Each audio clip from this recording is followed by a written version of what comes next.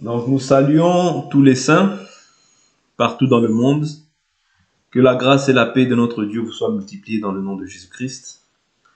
C'est encore une grâce, une faveur que l'Éternel nous accorde encore de nous présenter au-devant de vous afin de partager la parole de Dieu.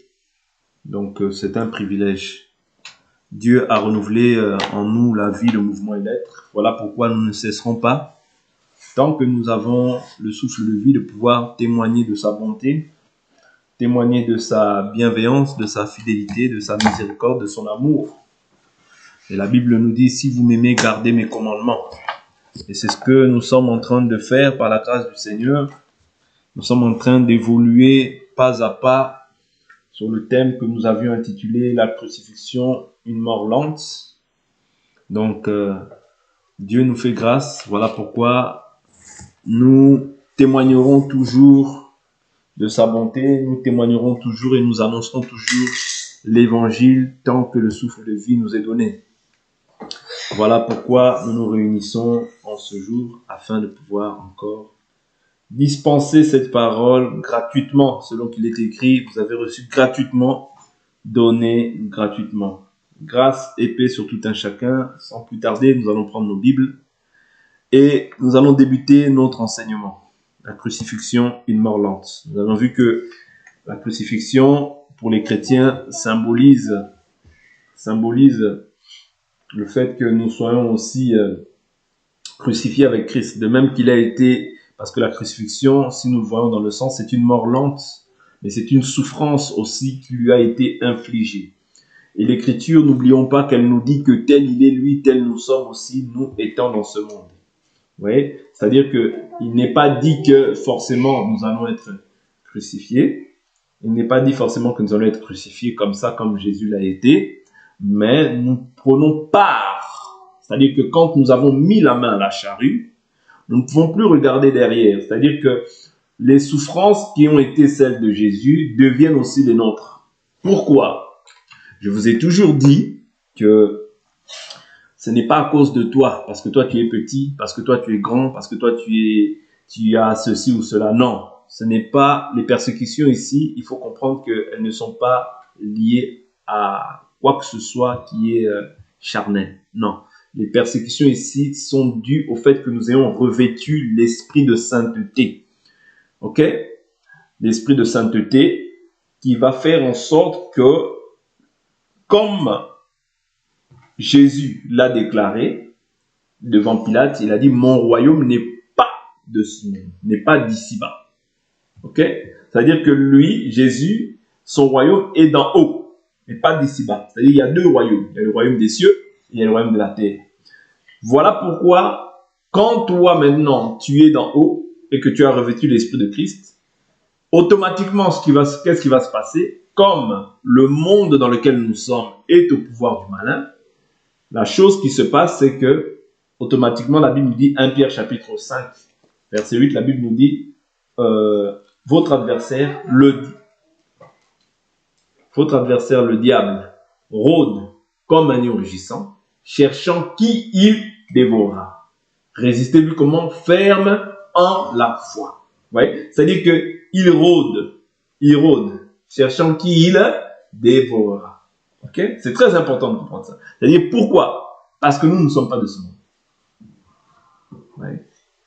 Il rôde tout autour de nous, pas tout autour de ceux qui lui appartiennent. Voilà pourquoi, qu'est-ce qui va s'en suivre ? C'est les souffrances, les difficultés, les combats, les luttes, les querelles. Et même au milieu des enfants de Dieu, des fois, le diable peut jeter des querelles. Parce que, souvenez-vous, lorsque les enfants de Job se réunirent, Satan aussi est venu, sans invitation. Ok ? Mais il est venu. Je vous prends cette écriture pour que vous sachiez, lorsque ces choses-là vont vous arriver plus tard, que vous sachiez qu'il ne s'agit pas... En fait, si tu prends la chose humainement, physiquement comme ça, tu vas finir par te battre avec les gens inutilement. Or, notre confession, c'est que nous ne combattons pas contre la chair et le sang.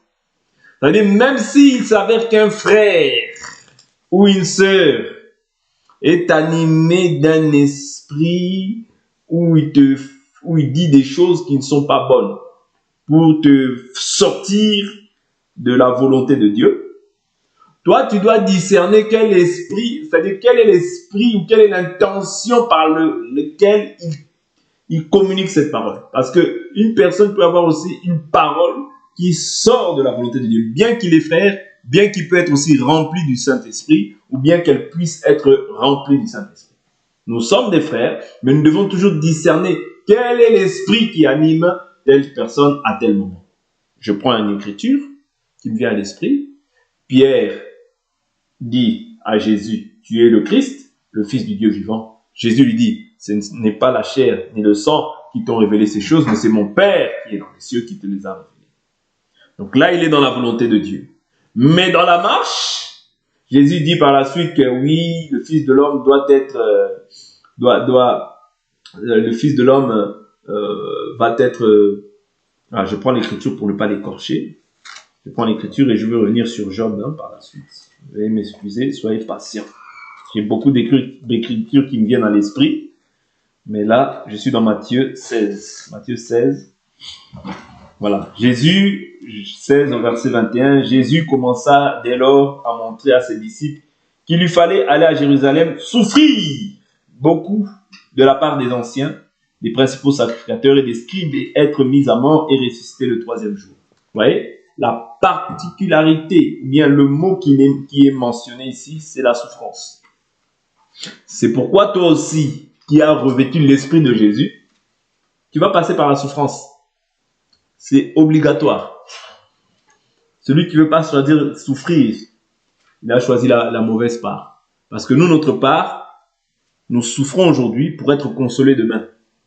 Mais les gens de ce monde, ils se réjouissent aujourd'hui pour souffrir demain. Vous comprenez? La crucifixion aussi fait partie de la souffrance. Ok? Donc ici, on voit que maintenant, qu'est-ce qu'il dit? Pierre, au verset 22, Pierre, comme c'était toujours lui qui aimait beaucoup prendre la parole, il dit, Pierre le prit à part et se mit à lui faire des reproches en disant, à Dieu ne plaise, Seigneur, cela ne t'arrivera pas. Mais Jésus se retourna. Jésus se retourna et dit à Pierre, arrière de moi, Satan, tu es pour moi un scandale, car tes pensées ne sont pas celles de Dieu, mais celles des hommes. C'est pour ça que je vous dis que même un chrétien, il peut être animé par une pensée mauvaise. Il peut semer quelque chose en toi qui n'est pas de Dieu. Voilà pourquoi nous devons avoir la parole en abondance. Comme ça, lorsque la parole est prêchée, ou bien lorsqu'une remarque, ou bien une réflexion t'est faite, discerne quel est l'esprit qui anime cette personne. C'est très important. Si ce n'est pas l'esprit de Dieu, c'est un autre esprit. Est-ce que ça veut dire que la personne est possédée ou quoi? Non, loin de là. Mais à un moment donné, peut-être qu'il n'a pas été conduit par le Saint-Esprit. Ça, il faut le reconnaître aussi. Nous sommes tous des hommes dans cette chair. Il se peut qu'à un moment donné aussi, nous puissions être conduits par nos sentiments et nos émotions. Voilà pourquoi il est très important que nous puissions toujours discerner. Ok? Quel est l'esprit qui anime? Ok? Dieu est derrière sa parole, non pas derrière les raisonnements humains. Ok? Donc ici, nous voyons déjà un premier aspect. Je vous ai dit, quand Satan vient pour semer le trouble, il ne demande pas ta permission. Il ne demande pas ta permission. Parce que dans Job chapitre 1, comme je l'ai dit tout à l'heure, alors, Job chapitre 1, je prends le verset, le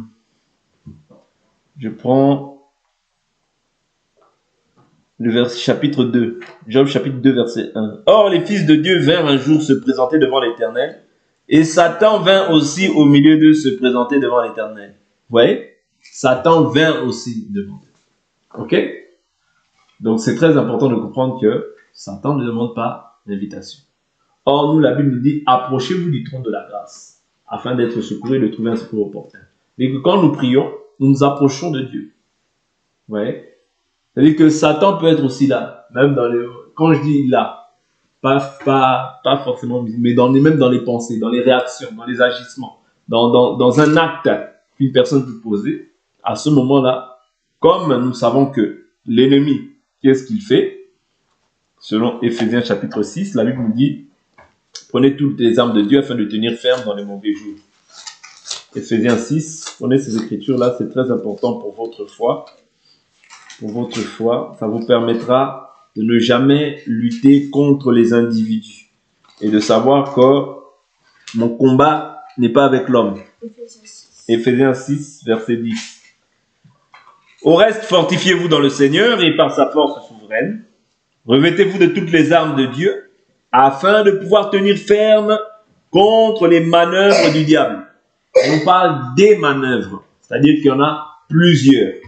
Ils ne sont pas forcément tous énumérés, mais Dieu nous donne un standard, ouais, un modèle, ok, par lequel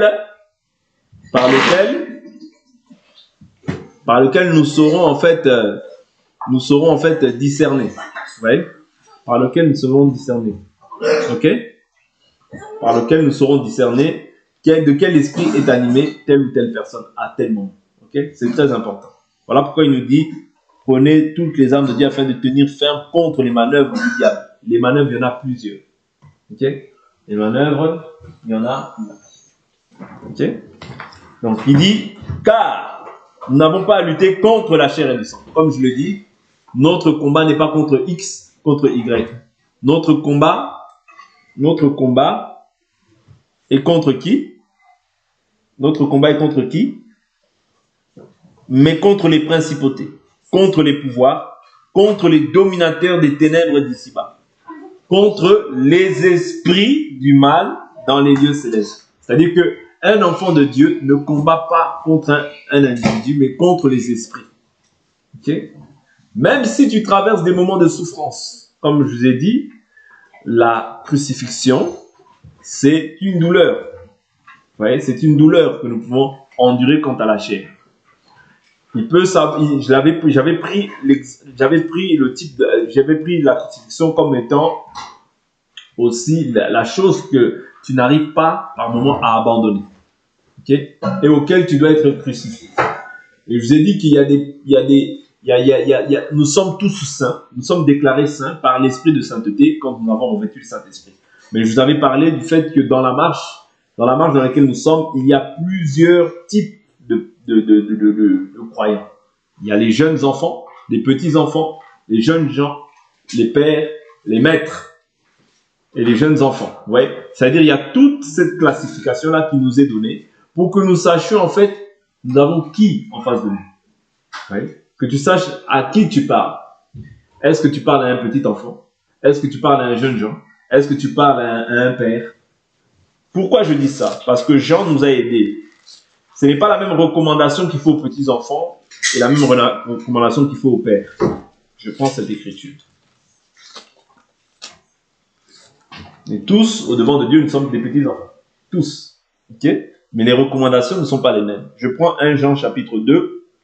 Je prends à partir du verset 12. Il dit, je vous écris, petits-enfants, parce que vos péchés vous sont pardonnés à cause de son nom. Ouais. C'est-à-dire, le petit enfant peut croire dans sa pensée que lorsqu'il commet un acte, il n'est pas pardonné. Voilà pourquoi quand il écrit au petit enfant, il dit « Je vous écris, petit enfant, afin que vous sachiez que vos péchés vous sont pardonnés en son nom. » C'est-à-dire que quand tu as cru, tu dois savoir que tes péchés te sont pardonnés. Il dit maintenant « Je vous écris, Père, parce que vous avez connu celui qui est dès le commencement. » Ouais. Là, quand il parle au Père, il dit quoi? Je vous écris Père parce que vous avez connu. C'est-à-dire, le Père a déjà la connaissance de qui est dès le commencement. Vous comprenez? Parce qu'il dit vous avez connu. C'est-à-dire, la recommandation qu'il adresse aux petits-enfants et au Père est déjà diamétralement opposée. Ok? Il dit, je vous écris jeunes gens parce que vous avez vaincu le malin. Donc les jeunes gens, vous voyez, eux, la recommandation dont ils ont besoin, c'est de savoir que le diable n'a plus l'autorité sur lui, mais ils l'ont vaincu à cause de qui? À cause du sang de l'alliance, à cause de la mort expiatoire de Jésus-Christ à la croix de Golgotha. Ça veut dire que nous avons vaincu le mal. La recommandation maintenant qu'il faut aux jeunes gens est différente de celle qu'il fait aux petits enfants. Ok? Et il dit, je vous ai écrit, jeunes enfants, parce que vous avez connu le Père. Je vous ai écrit, Père, parce que vous avez connu celui qui est dès le commencement. Donc là, il dit aux jeunes enfants, parce que vous avez connu le Père. Ok? Donc, le jeune enfant, il a connu le Père, mais il dit, je vous ai écrit, Père, parce que vous avez connu celui qui est dès le commencement. Okay? Je vous ai écrit, jeunes gens, parce que vous êtes forts, que la parole de Dieu demeure en vous et que vous avez vaincu le malin. Okay? Toutes ces choses-là nous montrent qu'il y a une classification dans la marche. Et je vous avais pris aussi 1 Corinthiens chapitre 3, 1 Corinthiens chapitre 3, où Paul parle de cette chose en disant que puisqu'il y a parmi vous des querelles, des disputes, des haines, des jalousies, vous marchez d'une manière toute humaine. Vous voyez? 1 Corinthiens chapitre 3, verset 1, il dit, pour moi, frère, ce n'est pas comme à des hommes spirituels que j'ai pu vous parler, mais comme à des hommes charnels, comme à de petits enfants en Christ. Ah, vous voyez, là, on reprend ce que Jean avait dit. Comme à de petits enfants en Christ. Je vous ai donné du lait, non de la nourriture solide, car vous ne pouviez pas la supporter, et vous ne le pouvez pas, même à présent, parce que vous êtes encore charnels. En effet, puisqu'il y a parmi vous de la jalousie, c'est-à-dire que quand on voit qu'il y a des personnes charnelles, c'est-à-dire que parmi eux, il y a quoi? La jalousie et de la discorde. N'êtes-vous pas charnels? Et ne marchez-vous pas d'une manière toute humaine? Donc, quand les gens marchent d'une manière charnelle, c'est-à-dire d'une manière toute humaine, qu'est-ce qu'il y a? Il y a la discorde, il y a la haine, il y a la jalousie. Il dit, quand l'un dit, moi je suis de Paul, et un autre, moi d'Apollos, n'êtes-vous pas des hommes? Qu'est-ce que donc qu'Apollos? Et qu'est-ce que Paul? C'est-à-dire, Paul ne se met pas au-dessus des gens. Il dit, qu'est-ce qu'Apollos? Qu'est-ce que Paul? Il dit, des serviteurs par le moyen desquels vous avez cru. Des serviteurs par le moyen desquels vous avez cru. Ça veut dire que Paul ne se met pas au-dessus des autres. Non, il reconnaît qu'ils sont des serviteurs inutiles. C'est ce que Jésus dit dans Luc chapitre 17, verset 11. Lorsque vous aurez fait ce que je vous ai ordonné de faire, dites en vous-même que vous êtes des serviteurs inutiles. Ok? Il dit, des serviteurs par les moyens desquels vous avez cru selon que le Seigneur l'a donné. J'ai planté, Apollos arrosé, mais c'est Dieu qui fait croître. C'est ce que nous avions dit hier. Voilà pourquoi j'ai dit que la crucifixion est une mort lente, non pas parce que j'encourage les gens à vivre dans le mal, ou bien à ne pas redoubler d'efforts, mais ce qu'il faut savoir, n'est pas par rapport aux stratégies des hommes, par rapport au fait que l'homme prêche bien, par rapport à ce que l'homme crie, ou hurle, ou fait quoi que ce soit, que la semence va croître. Non, l'homme est là seulement pour semer et arroser. L'œuvre de la croissance, c'est Dieu seul. Dieu sait si ça prendra une semaine, Dieu sait si ça prendra 1 an, Dieu sait si ça prendra 2 ans, Dieu sait si ça prendra 5 ans, 6 ans. C'est l'œuvre de Dieu. Sinon, si ça devient l'œuvre de l'homme, l'homme va finir par s'enorgueillir, va finir par dire, oh, c'est moi, c'est moi, c'est moi. Or, la Bible nous dit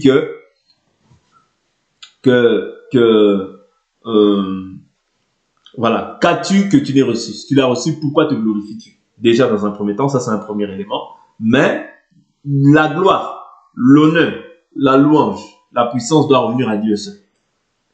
Mais Dieu, dans cette dispensation, comme il travaille avec les hommes, qu'est-ce qu'il dit? Il dit, si quelqu'un me sert, mon Père l'honorera. Mais nous, étant des hommes, devons reconnaître aussi la grâce qui nous a arrosés. Parce que Paul dit, si vous auriez 10 000 précepteurs en Christ, cependant, vous n'en avez pas plusieurs, car c'est moi qui vous ai engendré dans la foi par l'évangile.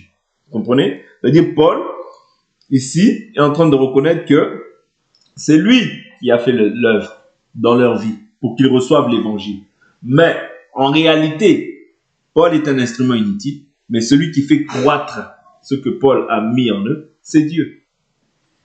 Vous comprenez? C'est Dieu. Voilà pourquoi je vous dis que il ne s'agit pas de l'œuvre de l'homme, mais Dieu utilise l'homme pour sa propre gloire. Pas pour que l'homme pas pour que l'homme se présente à lui-même, mais pour que les gens soient crucifiés. C'est-à-dire qu'on voit, Paul dit, je n'ai cherché à savoir rien parmi vous si ce n'est que Christ et Christ crucifié. Ouais, c'est-à-dire que en réalité, quand on voit l'enfant de Dieu, on doit voir Christ crucifié. Ouais, c'est-à-dire la mort au péché, la vie nouvelle en Jésus-Christ. C'est-à-dire qu'au travers de toi, on puisse voir Christ, comme les chrétiens, comme les disciples à Antioche qui furent appelés chrétiens. C'est-à-dire qu'au travers d'eux, on pouvait voir Christ. Est-ce que vous comprenez? C'est fut pour la première fois que les disciples à Antioche furent appelés chrétiens. Vous voyez, chrétien veut simplement dire comme Christ, en réalité. Comme Christ. Vous voyez? Comme Christ. D'accord? Donc c'est très important de comprendre ça. De comprendre ça. C'est-à-dire que nous ne cherchons pas à épier la vie des gens, mais nous cherchons simplement à ce que Christ soit formé dans la vie de tout un chacun. Voilà pourquoi Paul pouvait dire dans le livre de 2 Corinthiens chapitre 11, il dit « Mes enfants, pour qui je souffre », vous voyez, mes enfants pour qui, je crois que c'est 2 Corinthiens 11 qui parle de ça. 2 Corinthiens 11 ou 12.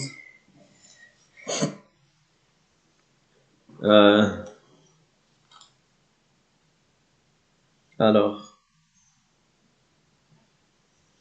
il dit, mes enfants pour qui je souffre jusqu'à ce que Christ soit formé en vous.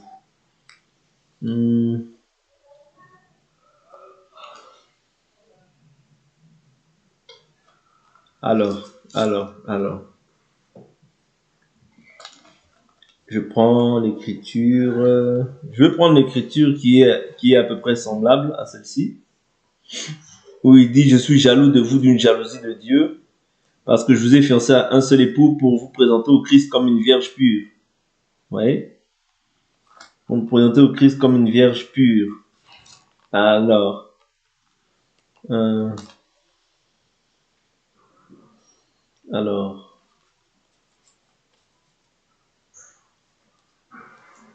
Bon, l'écriture dont j'ai pas trouvé dit, mes enfants pour qui je souffre les douleurs de l'enfantement jusqu'à ce que Christ soit formé en vous. Bon, je l'ai dit oralement, mais je ne saurais pas la retrouver là, peut-être, directement. Mais je l'ai dit oralement. Donc, c'est ça l'écriture. Donc, c'est ça. C'est-à-dire, Paul souffre des douleurs de l'enfantement pour que les gens soient formés. Ok? C'est ça aussi le rôle du ministère de la parole. C'est-à-dire, édifier les gens, fortifier les gens, ramener, en fait, présenter Christ non, il dit quoi? Éphésiens 4, verset 11, il dit, il a donné les uns comme apôtres, pasteurs, prophètes, pour le perfectionnement des saints, en vue de l'œuvre du ministère et de l'édification du corps de Christ, jusqu'à ce que nous soyons tous parvenus à l'unité de la foi. Oui, à l'unité de la foi et à la connaissance du Fils de Dieu, à l'état d'homme fait, à la stature parfaite du Christ. Voilà. Vous voyez? Donc c'est ça le rôle, la raison pour laquelle Dieu a établi le ministère de la parole. Dès que quand tu es dans des souffrances, qu'on te dise, oui, la souffrance que tu traverses là, c'est les souffrances aussi que Christ a traversées. Vous comprenez? Les persécutions que tu subis, il faut que tu saches que tout enfant de Dieu qui a bien cru doit être persécuté. Parce que l'Écriture nous dit quoi? Tous ceux qui veulent vivre pieusement en Jésus-Christ seront persécutés. C'est-à-dire la persécution, c'est le partage de tout un chacun d'entre eux. C'est pourquoi tout chrétien doit s'armer de cette pensée-là. Que comme j'ai cru en Jésus-Christ de Nazareth, ouais, je vais souffrir. Parce que lorsque Pierre vient devant le Seigneur, il lui dit, Seigneur, nous avons tout quitté. Qu'en sera-t-il de nous? Il leur dit quoi? Il n'y a personne qui ait quitté père, mère, femme, maison, qui reçoive au centuple dans le siècle présent, des maisons, des terres, des mères, des pères, ouais, et dans le siècle, et avec les persécutions. Et pour la fin, la vie éternelle. C'est-à-dire la persécution n'est pas exemptée du fait qu'on les honte. Non, la persécution, c'est le partage des enfants de Dieu. C'est le baptême de feu aussi par lequel nous passons. La crucifixion de Christ, c'était une douleur. Voilà pourquoi il y a certaines choses aussi qui vont être douloureuses. Quand on te prêche la parole, cette parole aussi, c'est une épée, des fois qui fait mal. Ouais, on te prêche certaines choses pour que tu puisses abandonner certaines choses. La dernière fois, je l'ai pris sous l'aspect de la prédication, mais là, je le prends sous l'aspect des souffrances. Ouais, l'aspect des souffrances, où tu vas être rejeté, abandonné.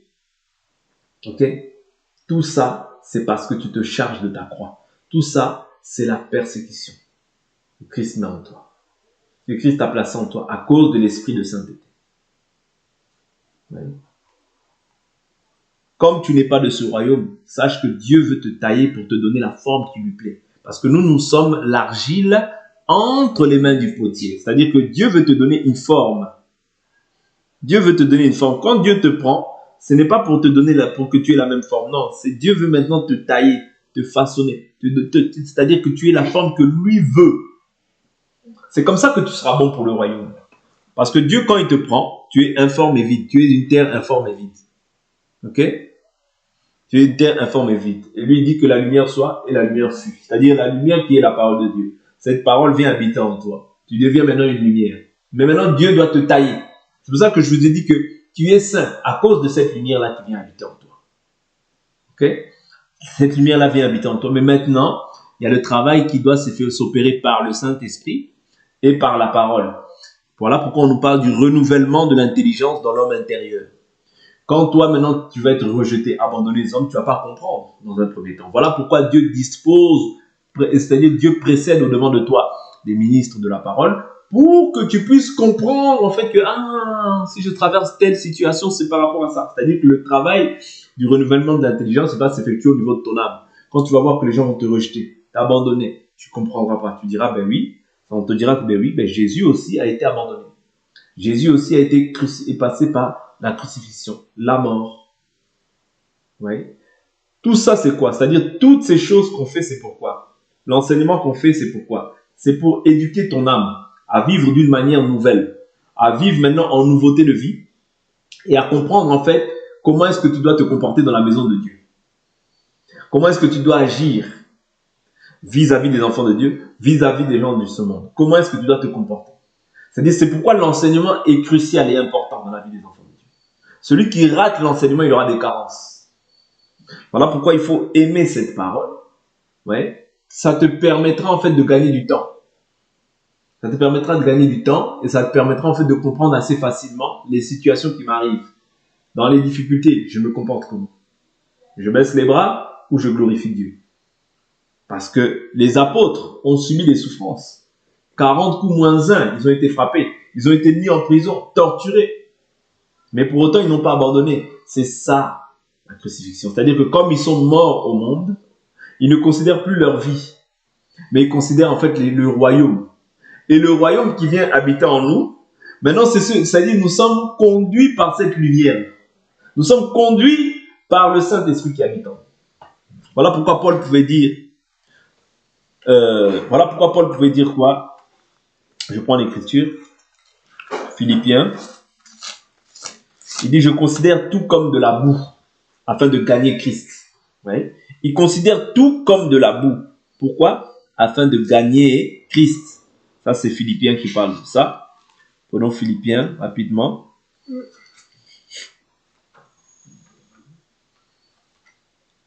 Philippiens chapitre 3. Prenons vas-y, lis à haute voix. À partir du chapitre 3, verset 4. Pourtant, moi-même, je pourrais mettre ma confiance dans ma condition. Si quelqu'un croit pouvoir se confier dans sa condition, je le peux plus encore. J'ai été circoncis le 8e jour. Je suis issu du peuple d'Israël, de la tribu de Benjamin, hébreu, né d'Hébreu en ce qui concerne la loi. J'étais pharisien du point de vue du zèle. J'étais persécuteur de l'Église par rapport à la justice de la loi. J'étais irréprochable. Mais les qualités qui étaient pour moi des gains, je les ai regardées comme une perte à cause de Christ. Et je considère même tout comme une perte à cause du bien suprême qu'est la connaissance de Jésus-Christ, mon Seigneur. À cause de lui, je me suis laissé dépouiller de tout et je considère tout cela comme des ordures afin de gagner Christ et d'être trouvé en lui, non avec ma justice, celle qui vient de la loi, mais avec celle qui s'obtient par la foi en Christ. La justice qui vient de Dieu et qui est fondée sur la loi, sur la foi. Ainsi, je connaîtrai Christ, la puissance de sa résurrection et sa communion et la communion de ses souffrances, en devenant conforme à lui, dans sa mort, pour parvenir d'une manière ou d'une autre à la résurrection des morts. Amen. Ouais. Donc là, qu'est-ce qu'il dit? Il mentionne encore, il dit quoi? Au verset 9, il dit et d'être trouvé en lui, non avec une justice qui serait la mienne et qui viendrait de la loi, mais avec une justice qui est obtenue par la foi en Christ, une justice provenant de Dieu et fondée sur la foi. Mon but est de le connaître lui, ainsi que la puissance de sa résurrection et la communion de ses souffrances. C'est-à-dire que quand nous souffrons, c'est ce qui prouve à suffisance que nous sommes en communion avec Christ. Nous faisons qu'un avec lui. C'est pour ça que tu souffres. Est-ce que vous comprenez? La souffrance est permise par Dieu. Dieu permet que nous puissions passer par la souffrance parce que lui-même, l'auteur de notre salut, est passé par ce baptême-là, est passé par cette crucifixion-là. Il a souffert la mort sur la croix. Oui. C'est-à-dire que c'est une image qui démontre aussi que nous aussi, comme nous avons emprunté le même chemin et que nous sommes devenus aussi héritiers avec lui, co-héritiers avec lui, l'héritage est spirituel, mais les souffrances sont physiques. Ah oui, l'héritage est spirituel, il peut par la suite se manifester aussi physiquement, c'est pas mauvais, mais c'est-à-dire les souffrances que tu vas hériter sont spirituelles, elles deviennent aussi physiques par moment. Voilà pourquoi par moment on peut te taper, on peut t'insulter, on peut te rejeter, on peut te repousser à cause de Christ. Mais la Bible nous dit quoi? Si vous êtes haï à cause de Christ, vous êtes heureux. Prends l'écriture. Prenons l'écriture.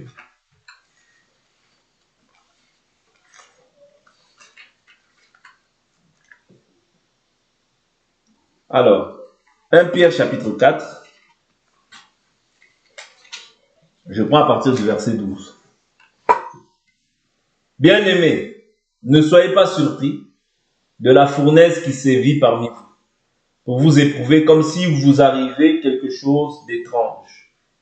Au contraire, réjouissez-vous de participer aux souffrances du Christ.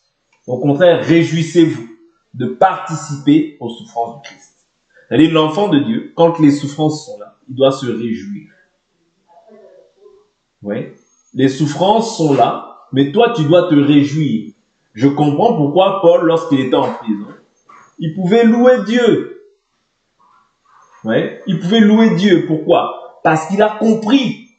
C'est-à-dire, le travail du renouvellement de l'intelligence a vraiment opéré en lui. C'est-à-dire qu'il pouvait se réjouir, quoique dans les souffrances. Parce que pourquoi? C'est parce qu'il a compris que cette vie dans laquelle nous sommes, c'est tout ce que nous accumulons, tout ce que nous amassons. Nous n'emporterons rien. Nous n'avons rien à porter sur la terre, comme nous ne pouvons rien emporter. Si nous avons la nourriture, le vêtement, cela nous suffit. Ok? C'est-à-dire que tout ce qu'il y a, ça va rester sur la terre. Nous n'oublions pas que nous sommes des passagers et des pèlerins. Si nous sommes persécutés, la Bible dit réjouissez-vous d'avoir part aux persécutions de Christ. Tu souffres ici pour être en paix demain. Tu veux te garder ta vie aujourd'hui, tu la perdras demain. Ok? Tu la perdras demain. Pourquoi? C'est pour ça que je dis que oui, nous sommes saints. Là, je crois que la Bible nous dit celui qui a commencé en vous une œuvre l'achèvera. C'est pour ça que je vous ai dit que il est inutile à tout homme de pouvoir pressionner les gens, intimider les gens. Non, on doit présenter l'évangile aux gens. Et on doit être aussi patient. Vous voyez? Patient.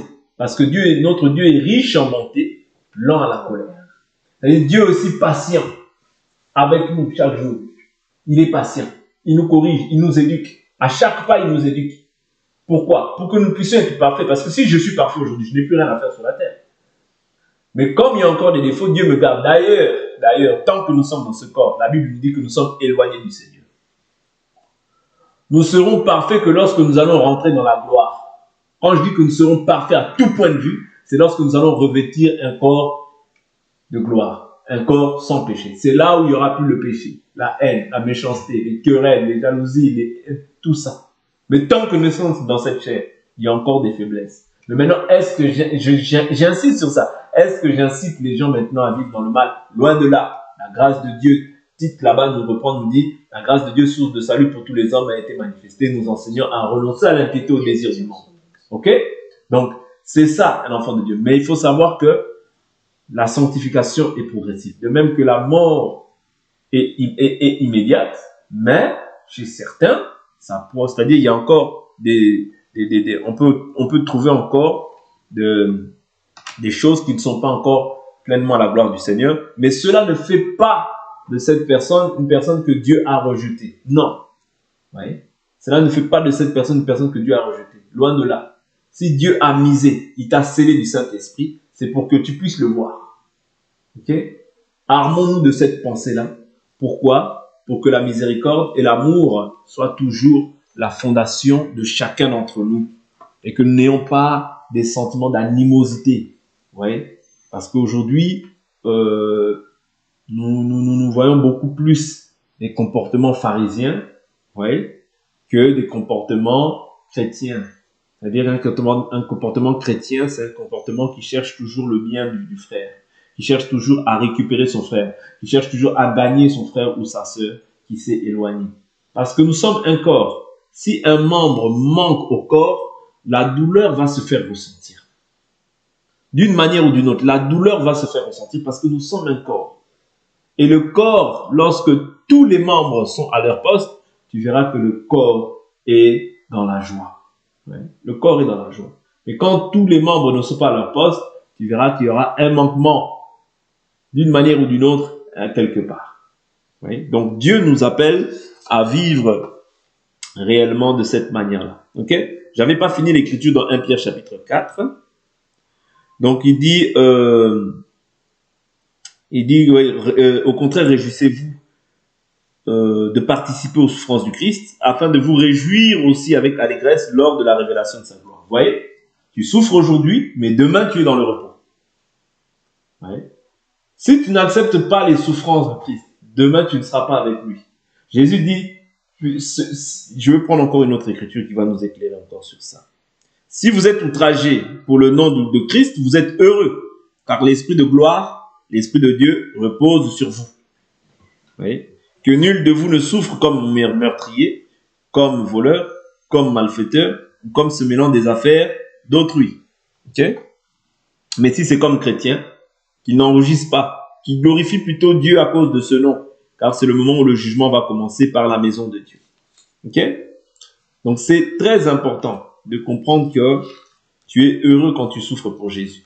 Physiquement, comme ça, peut-être que tu peux pleurer, mais Dieu, par là, il veut te briser. Ok? Il veut te briser comme l'auteur de notre salut. Jésus a été brisé par la souffrance. Dieu veut te briser afin que tu ne fixes plus tes regards sur tout ce qui est humain, mais que tu fixes tes regards sur tout ce qui est en haut. Voilà pourquoi l'Écriture dit, si vous êtes ressuscité avec le Christ, faites quoi? Affectionnez-vous aux choses d'en haut. Pensez à ce qui est en haut et non à ce qui est sur la terre. Ok? C'est ça la crucifixion. Tu ne peux pas éviter la crucifixion. Tu ne peux pas. En fait, tu ne peux pas éviter les souffrances en Jésus. Tu ne peux pas. Du moins lorsque tu es fils. Lorsque tu demeures à l'état d'enfant. Quand je dis enfant, petit enfant, tu le seras aussi, mais moins. Pourquoi? Parce que la Bible nous dit l'héritier, tant qu'il est un enfant, ne diffère en rien d'un esclave, quoi qu'il soit maître de tout. Ça veut dire que tu es encore esclave des passions, encore esclave de désirs. Mais Dieu te connaît. Mais Dieu voudrait que tu puisses maintenant monter. Voilà pourquoi nous ne cesserons pas de pouvoir toujours annoncer cette parole. Pour que les mauvais caractères, les mauvais desseins des cœurs, pour que le renouvellement de la pensée soit imprégné au niveau de votre âme. Oui. Afin qu'avec le temps, nous puissions voir réellement l'image de Christ dans la vie de chacun d'entre nous. Quand tu marches, je vois Jésus. Ouais. Quand tu t'assois, je vois Jésus. Ok? Parce qu'il y a deux images. Ouais. Il y a l'image de la bête et l'image du Christ. À qui veux-tu ressembler? Ok? C'est ce qu'il faut se dire. Est-ce que je veux ressembler à Christ, c'est-à-dire vivre comme dans le monde et ressembler à Christ, et ressembler au monde, au prince de ce monde, ou bien tu veux vivre selon Dieu et ressembler à Dieu? Ça veut dire à Jésus. Parce que nous avons été créés en Christ Jésus. Mais s'il s'avère que maintenant, toi qui as été créé en Christ Jésus, tu ressembles plus au monde qu'à Jésus, il y a un problème. Il y a un problème. Ça veut dire que cette parole-là ne pénètre pas encore dans l'âme. Elle reste au niveau de la chair. Elle n'a pas encore pénétré l'âme. Or, la parole doit pénétrer l'âme. Voilà pourquoi Jean dit, je désire que tu sois en bonne santé et que tu prospères à tous égards, comme prospère l'état de ton âme. C'est-à-dire l'âme doit prospérer. L'âme, c'est le siège des sentiments, des pensées, des émotions. Comme les sentiments sont là, voilà pourquoi Jésus parle d'affection aux choses d'en haut. C'est-à-dire que ton âme doit être attachée à cette parole pour que la prospérité aussi de l'âme soit manifeste. C'est-à-dire qu'on voit vraiment que l'âme est remplie, nourrie de cette parole et que cette parole maintenant, elle prenne corps. De même que la parole a été faite chair, cette parole-là que tu entends doit prendre vie dans ce corps. C'est-à-dire, l'âme doit imposer à ton corps une manière de vivre qui est contraire à ce que tu vivais auparavant. Si tel n'est pas le cas, je vous assure qu'il y aura des problèmes dans la marche. Ouais. C'est-à-dire, on verra toujours quelqu'un qui est boiteux. Quelqu'un qui est boiteux, c'est quelqu'un qui ne sait pas marcher. Ouais. Il boite. Okay? Cloche des deux côtés comme Israël en son temps. Mais nous devons emprunter des voies droites et non pas des voies qui dévient. Okay? Pour être agréable à Dieu. Tout ce que nous faisons, faisons-le pour être agréable au Seigneur. C'est très important. Je prends 2 Timothée chapitre 2, verset 11. Verset 10. Ici, on voit encore les souffrances que Paul a eues à cause du nom de Jésus. Comme je vous ai dit, la crucifixion passe par la souffrance. Quand je parle de la crucifixion, je ne prends pas simplement le fait que voilà l'enseignement, mais ici on voit vraiment beaucoup plus les souffrances. Et notamment notre apôtre, qui est l'apôtre Paul, qui est l'apôtre des nations, lui a été vraiment quelqu'un que Dieu a utilisé puissamment, pour les nations, mais cet appel-là n'était pas sans souffrance. Okay? L'appel-là a été aussi accompagné de souffrance. D'ailleurs, lorsqu'il appelle, il dit, je dois lui montrer combien il doit souffrir à cause de mon nom. C'est-à-dire que quand tu crois, sache que la souffrance n'est pas loin. 2 Timothée chapitre 2, je prends à partir du verset 7. Il dit, comprends ce que je dis car le Seigneur te donnera l'intelligence en tout. Souviens-toi de Jésus-Christ, ressuscité d'entre les morts, ici de la descendance de David, selon mon évangile, pour lequel je souffre, un serviteur de Dieu, qui se plaît encore dans les choses de ce monde. C'est quelqu'un qui n'a pas encore compris la raison pour laquelle il sert Dieu. C'est-à-dire un serviteur de Dieu qui est dans l'opulence, dans l'abondance, comme vous les voyez là, les riches, tout ça. C'est pas des serviteurs de Dieu. Le ministère est accompagné de souffrance. Il dit, pour lequel je souffre jusqu'à être lié comme un malfaiteur. Oui. C'est-à-dire lié comme un malfaiteur, comme s'il avait commis quelque chose qui n'était pas bon. Mais il dit, mais la parole de Dieu n'est pas liée. C'est pourquoi je supporte tout à cause des élus, afin qu'eux aussi obtiennent le salut, qui est en Jésus-Christ, qui est en Christ Jésus, avec la gloire éternelle. Cette parole est certaine. Si nous sommes morts avec lui, qu'est-ce que nous ferons? Qu'est-ce qu'il fera? Nous vivrons avec lui. Nous vivrons aussi avec lui. Il émet une condition. Le si, quand la phrase commence par si, ça veut dire qu'il conditionne le reste. La condition, si tu veux vivre avec Jésus, c'est d'abord de mourir avec lui. Ok? Si nous persévérons, c'est-à-dire que mourir premièrement pour vivre avec lui. Si maintenant tu persévères avec lui, donc si tu ne persévéreras pas, tu ne verras pas Jésus. Si nous persévérons, nous régnerons aussi avec lui. La persévérance va entraîner aussi le règne avec lui. Si nous le renions, lui aussi nous reniera. C'est-à-dire, il y a des gens qui vont renier Jésus. Ok? Mais toi, ne sois pas parmi ceux qui vont renier Jésus. Sois parmi ceux qui persévèrent jusqu'à la fin. Celui qui persévérera jusqu'à la fin sera sauvés. Si nous demeurons infidèles, lui demeure fidèle, car il ne peut se renier lui-même. Ok? Très important ce que nous partageons. Les souffrances de Jésus. La crucifixion. Mort lente. Oui, mort lente, mais mort qui est certaine. Oui, mort lente, mais certaine. Ok? Nous sommes morts avec lui. C'est pour vivre avec lui. Tu as mis la main à la charrue, ce n'est plus pour regarder derrière. Mais c'est pour aller de progrès en progrès, de gloire en gloire, de succès en succès avec Jésus. Mais cette souffrance-là est accompagnée de beaucoup de persécutions. Même lorsque Paul a été lapidé, il dit quoi? C'est avec beaucoup de persécutions qu'il nous faut entrer dans le royaume des cieux. Mais pas avec un peu, beaucoup. Voilà pourquoi quand tu es rejeté, abandonné, méprisé, dénigré, comprends que c'est Dieu qui fait ça pour ton bien. Par ce moyen-là, il veut faire quoi? Il veut te briser. Il veut te briser. Je prends une dernière écriture et on va s'arrêter là. Ésaïe 53. Ésaïe. L'auteur de notre souffrance l'auteur de notre salut a été méprisé et passé par des difficultés que nous ne pouvons pas imaginer. Et vu que c'est ce chemin-là que nous avons emprunté, nous aussi, nous sommes obligés de passer par ces voies-là. Ésaïe 53, je prends à partir du verset 2. Il s'est élevé devant lui comme un rejeton, comme une racine qui sort d'une terre assoiffée. Il n'avait ni apparence ni éclat pour que nous le regardions, et son aspect n'avait rien pour nous attirer. Méprisé et abandonné des hommes. Méprisé et abandonné des hommes.